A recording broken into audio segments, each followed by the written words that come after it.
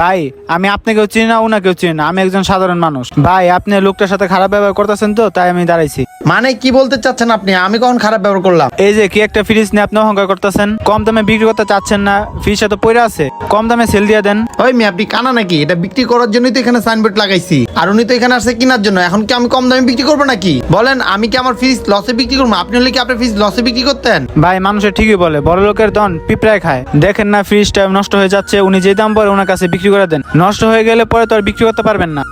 ভাই আপনার কথা ঠিক আছে, আপনি কি বিয়ে করছেন? না ভাই বিয়ে করি নাই। ভাই ফ্রিজটা না আমি যৌতুক পাইছিলাম, কম দামে বিক্রি করলে আমার বউ আমাকে ছাঁচা দিবে, ঘরে খাওয়ানো দিব না, তখন আমি কি করবো? দেখেন ভাই সবার সংসারে ঝগড়াঝাটি হয়, উনি গরিব মানুষ, ওনাকে ফ্রিজটা দিয়ে দেন, আপনাদের সংসারে আল্লাহ তাআলা বরকত দিবে। আর একটা ফ্রিজ দিয়ে তো আপনার সারা জীবন চলবে না। আর আমি ছোটবেলা থেকে জানি একজনকে উপকার করলে আল্লাহ তাআলা আরেকজনের মাধ্যমে উপকার করায়, বুঝতে পারছেন আপনি? ভাই আপনি ঠিকই বলছেন, এত অহংকার করা ঠিক